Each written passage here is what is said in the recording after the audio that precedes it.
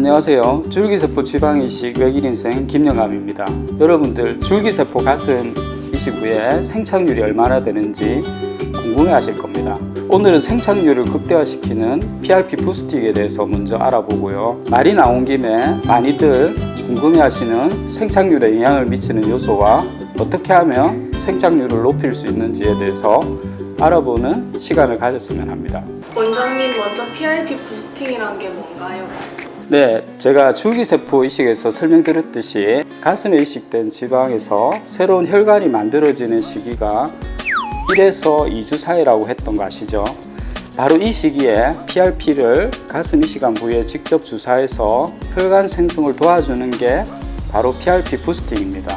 PRP 부스팅하는 방법은 약 20cc 정도의 피를 채혈하고요. 원심 분리기를 이용해서 혈소판이 풍부한 혈장인 PRP를 적혈구와 분리합니다. 그리고 이 PRP를 지방을 주입한 가슴 부위에 맞는 것인데 수술 후 1주차에 한 번, 2주차에 한 번 해서 2번을 맞게 됩니다. PRP 부스팅의 효과는 어느 정도인가요? 여기에 대한 논문이 있는데요. 이제 왼쪽 편에 PRP를 2번 주사군에서 지방의 무게와 부피를 측정해 봤더니 부스팅을 하지 않은 군과 비교해서 지방의 무게와 부피가 현저히 증가된 것이 확인되고, 또 면역 조직학적으로 조사를 해보니까 PRP를 2번 맞은 군에서 붉은색이 증가된 것을 알 수 있는데, 이것은 혈관 신생을 촉진하여 지방의 생착률을 증가시켰다는 것을 알 수 있습니다. 결론적으로 지방 이식 후에 혈관 신생이 일어날 때 PRP를 주사하는 것이 생착률을 증가시키고, 그것도 한 번보다는 2번 주사가 더 효과적이라는 점입니다. 줄기세포 가슴 이식의 생착률은 어느 정도로 보시나요? 네, 대략 50에서 70% 정도라고 보시면 될 것 같습니다. 생착률을 가장 잘 알 수 있는 방법이 있습니다. 바로 2차 이식할 때 지방을 넣어보면 알 수가 있겠죠. 만약에 지방이 다 빠졌다고 한다면 1차와 동일한 양의 지방이 들어가야 하는데 그렇진 않고요. 보통은 1차 때 넣은 양의 절반 이상은 들어가지 않습니다. 그래서 주입한 양의 최소 반 이상은 생착이 된다고 보고 있고요. 이것은 저희가 이식한 후에 초음파를 보면 생착이 되지 않은 지방은 낭종이나 오일한 형태로 관찰이 되는데, 줄기세포 이식을 한 경우에는 이런 게 거의 보이지 않습니다.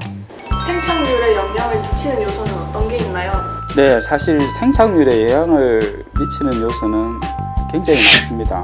나이라든지 가슴 피부의 탄력도, 음주흡연하시는지 여부, 배란 시기, 지방이 많은 분인지, 이식되는 지방의 질, 그리고 줄기세포 숫자와 활성도 등, 심지어는 이식받는 분의 성격까지도 생착률에 영향을 미친다고 알려져 있습니다. 너무 많은 변수가 있죠. 그런데 제가 생각할 때 더 문제가 되는 부분은 이러한 세부 조건들 중에서 수술 받는 분이 바꿀 수 있는 요소가 별로 없다는 겁니다. 줄기세포 숫자랑 활성도도 직접 추출해서 셀 카운트를 해봐야 알 수 있는 거고요.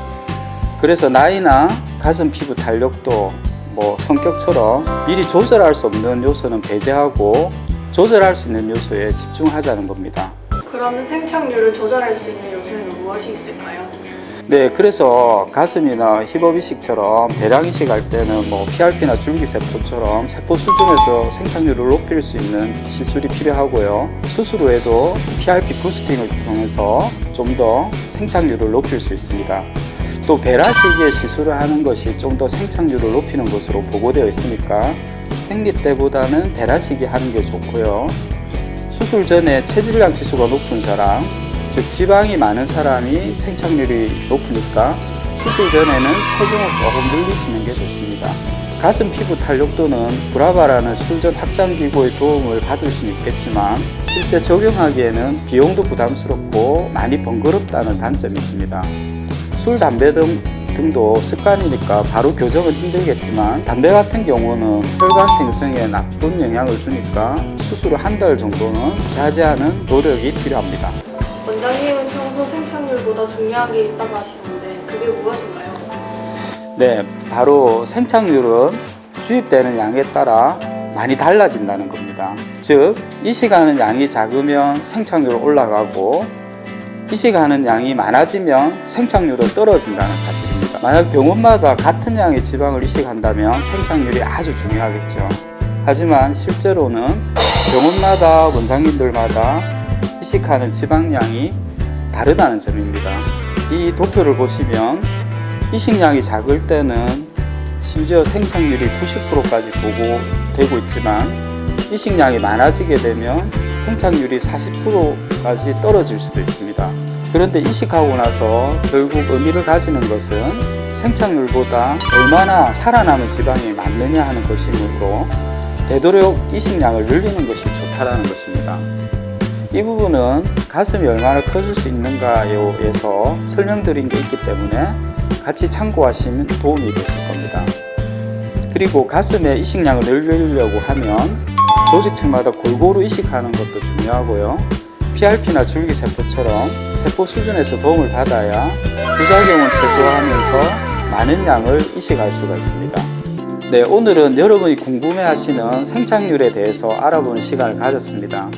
생착률에 영향을 주는 요소가 너무나 많죠. 저희가 가슴 이식을 할 때는 이런 것들을 감안해서 생착률을 극대화시키는 많은 노력을 하고 있다는 점을 말씀드리고요. 또 PRP와 줄기세포의 도움을 받아서 많은 양의 지방을 이식하는 것이 생착률 자체보다 중요하다는 점을 말씀드리면서 마무리하려고 합니다.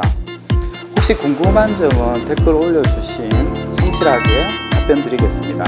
영상 봐주셔서 감사드리고 김영감은 여기서 인사드리겠습니다. 감사합니다.